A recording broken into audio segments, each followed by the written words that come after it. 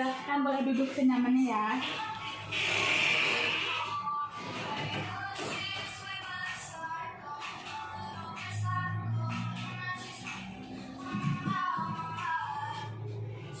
Gimana Mas perjalanan ke sini, apa macet tadi di jalan? Sedikit macet sih Mbak ya. Sedikit macet ya, agak melelahkan ya Mas ya. Lumayan Mbak, lumayan. Mau saya ambilkan minum? Boleh Mbak? Masuk ke sini ya. Iya. Minum sebentar.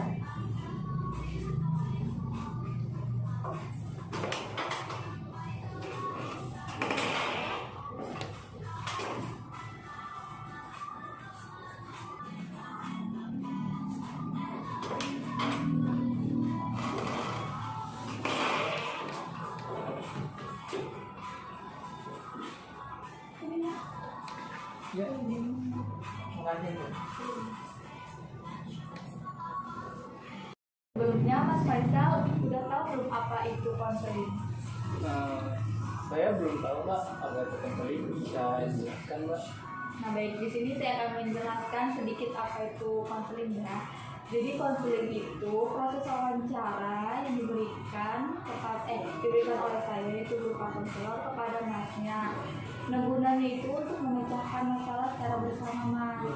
Nah di konseling juga ada yang namanya asas. Yang pertama itu ada asas kerahasiaan, ada asas keterbukaan, dan ada asas kesukarelaan. Nah jadi saya berharap Mas di sini boleh menceritakan apapun dengan terbuka dan tidak ada paksaan. Nah selain itu juga tadi saya jelasin ada yang namanya asas kerahasiaan. Nah di sini Masnya nggak perlu khawatir, jika masalahnya atau rahasianya terbongkar, karena di sini saya sangat memegang teguh atas kerahasiaan. Ya. Nah sampai sini Mas bisa dipahami nggak? Sedikit paham sih Mbak terkait sama korbannya. Nah baik Mas, jadi hari ini kira-kira apa ya yang akan kita diskusikan? Saya sih kayak depresi gitu sih Mbak, terkait permasalahan saya di sekolah. Kenapa sih saya depresinya terkait tugas, padahal kan saya setiap hari kan nggak tugas atau apa. Nah tapi saya kayak depresi gitu, tugas mulu kan. Kalau namanya kita sekolah offline kan kita tugasnya jarang. Kalau sekolah online ini kita tugasnya harus nulis sama apa laporan gitu. Kayak jadi depresi gitu Mbak. Mungkin ada solusi jadi bisa kita depresi. Oh, baik. Jadi Masnya merasa tertekan ya oleh tugas yang begitu banyak. Iya. Nah kalau saya boleh tahu, apa yang sudah Mas lakukan untuk menekankan rasa depresi itu Mas? Paling saya beralih ke main game online sih Mbak. Kalau misalnya punya tugas kayak ini, saya main game online aja. Paling gitu sih Mbak. Selain itu Mas? Ya paling chatan sama kawan-kawan terkait tugas ini gimana. Terus saya juga terbebani sama kelas saya kan juara kelas. Iya. Nah saya terbebani nih, mau nggak mau saya harus seperti kakak saya juara gitu, seperti itu Mbak. Oh, jadi Mas juga merasa terbebani gitu ya dengan tuntutan orang-orang yang berharap Masnya seperti kakaknya ya. Iya. Nah, Mas kan sudah tahu nih permasalahannya. Nah, kira-kira menurut Mas apa yang Mas bakal lakukan untuk keluar dari zona itu? Saya juga belum tahu sih Mbak, saya masih bingung harus seperti apa untuk dari zona tersebut. Mungkin banyak ada bayangan gitu buat permasalahan saya. Jadi seperti yang sudah Masnya bilang ya tadi, boleh main game atau apa. Kira-kira nih menurut Mas yang paling tepat itu apa? Hal yang Mas lakukan untuk mengurangi rasa depresi Mas tadi itu, dari yang semuanya sudah Mas jelaskan.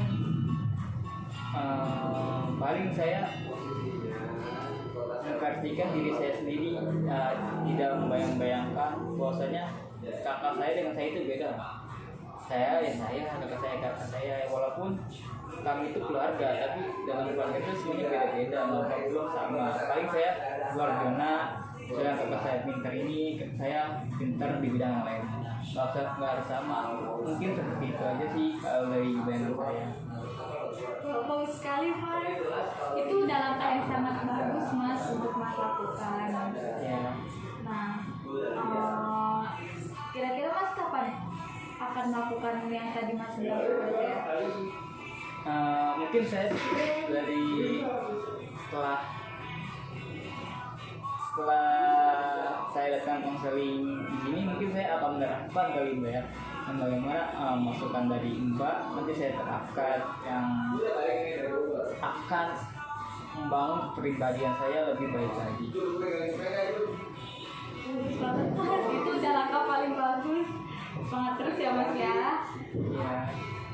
Ini Mbak ya, terkait permasalahan yang ada di saya berpikir sejenak tentang saya untuk berhenti sekolah dulu sih Mbak, karena saya sudah pusing sih dengan permasalahan saya ingin pergi menyelam dulu, kayak seperti healing kemana kek demi kesehatan mental saya, seperti itu sih Mbak. Apakah langkahnya tepat atau tidak sih Mbak?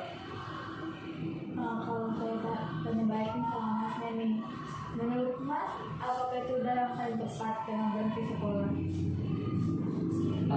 Kalau dari segi kesehatan mental saya pribadi,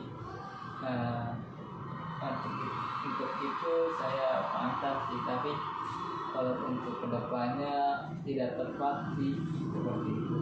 Tapi saya ketika saya ingin melakukan bolos sekolah gitu seminggu itu saya liburan, pantas nggak sih demi kesehatan mental saya dengan permasalahan dengan segitu nih, seminggu itu saya liburan demi depresi otak, baru saya ke sekolah lagi. Tapi pasti sih tugas itu bakal numpuk ketika saya bolos dalam seminggu. Ya tuh nggak apa-apa sih, tapi menurut Mbaknya pantas nggak Mbak? Nah, menurut Mas sendiri gimana? Apa itu pantas sama tidak? Saya dipikir secara tanggung jawab sih tidak pantas sih Mbak. Tapi kan kehidupan saya juga, saya udah beban sekolah, beban dari orang tua, saya kerjain tugas tuh sering bantu juga, padahal kan saya tugas itu belum kelar. Saya juga dengan adanya tugas sekolah saya jadi jarang main, jadi itu menambah pikiran saya jadi stres gitu dengan tugas-tugas sekolah saya seperti itu. Jadi gimana ya Mbak enaknya ketika saya ingin keluar dari agar saya tidak stres? Apakah saya bolos dulu kah? Apa saya ngerjain tugas sesuai yang saya pahami kah? Jadi gimana Bu yang pantasnya? Nah gini Mas, dengan Mas berbolos, apakah itu udah langkah yang paling tepat? Ataupun begitu sebaliknya, dengan Mas mengerjakan hal yang Mas suka dulu, kayak misalkan tadi yang Mas jelaskan, dengan mengerjakan hal yang lebih mudah dulu, apakah itu juga hal yang paling tepat? Nah menurut Mas nih, dari yang dua pilihan yang tadi Mas sebutkan, yang paling tepat untuk Mas yang mana? Ya paling ngerjain tugas yang mudah dulu atau yang saya senang dulu nih, mungkin itu sih langkah yang paling tepat ya. Ketika yang sulit itu saya mungkin akan kayak kerja kelompok dengan kawan-kawan saya seperti lewat chat gitu lah, kalau enggak kita kerja bareng di satu tempat gitu, mungkin itu sih. Tapi dengan permasalahan kayak di rumah tuh saya sering dianggap kayak males lah, nggak mau bantu padahal kan saya punya kayak permasalahan juga nih terkait tugas, saya juga belum ngerjain tapi sudah harus membantu orang tua. Terkait itu saya untuk mengerti orang tuanya atau bagaimana yang Mbak enak? Apakah orang tua Mas selalu menuntut Mas untuk melakukan kegiatan di rumah seperti beres atau yang lainnya? Orang tua saya sih tidak mengharuskan ya, tapi saya sebagai anak juga tidak enak ketika orang tua menyuruh tapi saya tidak lakukan. Ada risih gitu di pribadi saya sendiri gitu. Mungkin apakah saya tepat bilang dulu bahasanya, maaf Pak, aku ada tugas nih, saya mau ngerjain dulu baru bisa beres-beres nanti. Apakah mungkin ada tepat Mbak? Menurut Mas itu tepat tidak? Menurut saya sih itu kita komunikasi seperti menurut saya pantas, karena biar saling ngerti gitu bahwasannya saya ini ada kesibukan juga. Nah seperti itu Mbak. Nah terkait itu permasalahan terkait tugas saya ya, saya jadi sedikit memahami nih bahasanya ada pilihan-pilihan yang bisa saya lakukan. Nah terkait yang kedua permasalahan itu saya dibandingkan dengan kakak saya. Nah saya itu agak bingung nih zonanya, seperti zona keluar untuk keluar dari permasalahan ini bagaimana ya. Apakah saya jadi pribadi sendiri saja, apakah saya belajar untuk mengikuti kakak saya, apa bagaimana Mbak yang tepatnya? Nah saya gini Mas, tadi yang sudah Mas jelaskan terkait dibandingkan dengan kakak Mas, tadi kan Mas sudah tahu nih saya harus dari diri sendiri, yang sudah Mas jelaskan barusan. Nah menurut Mas nih, apakah dengan melakukan ketiga itu sudah membuat Mas keluar dari zona tersebut? Kalau untuk yang menjadi diri sendiri sih menurut saya sudah keluar dari zona tersebut sih, karena saya itu tegas bahwasanya ya saya bukan kakak saya dengan banyak prestasi segudang apapun. Ya saya, abang saya bisa ini, saya belum tentu bisa. Abang saya bisa kayak gini, abang saya juga belum tentu bisa. Bahwasanya ya udah lebih baik jadi diri sendiri daripada jadi orang lain. Jadi orang lain juga belum tentu enak dengan jadi orang lain belum tentu enak dengan sendirinya terhadap kesehatan mental pribadinya. Karena kan untuk jadi orang lain itu kayak kanan bagi diri pribadi. Mungkin saya akan jadi diri pribadi saya sih seperti itu.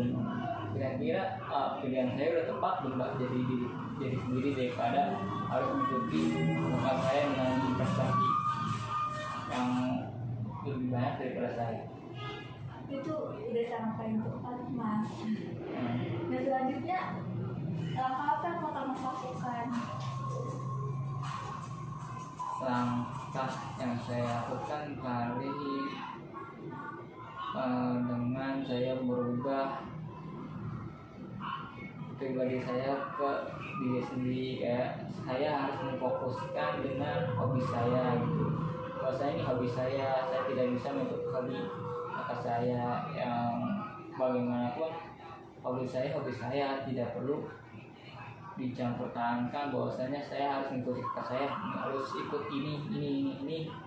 Saya juga punya keinginan bahwasanya saya harus mengikuti keinginan saya seperti itu. Apakah sudah pantas untuk memilih bahwasanya harus saya mengikuti keinginan saya sendiri? Menurut Mbak pantas tidak kalau saya memilih hal tersebut?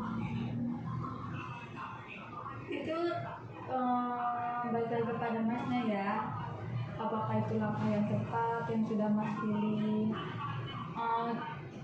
ke depannya gitu untuk merubah diri Mas keluar dari zona tersebut. Nah respon orang tua Mas terhadap Mas sendiri bagaimana?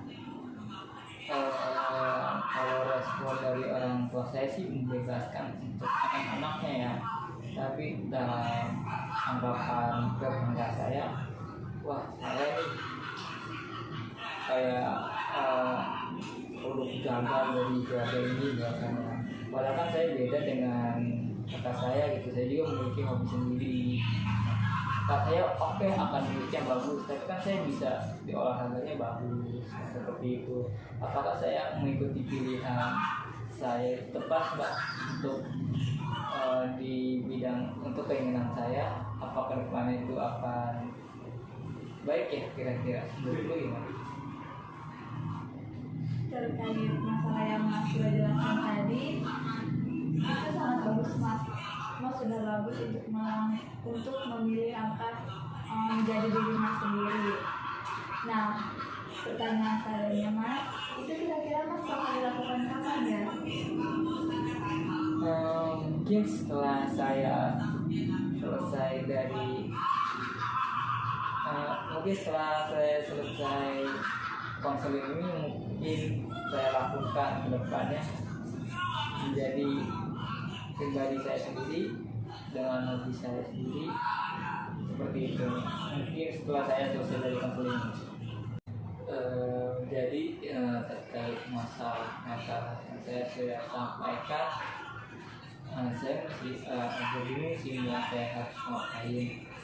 Mungkin terkait itu ada masukan dari banyak.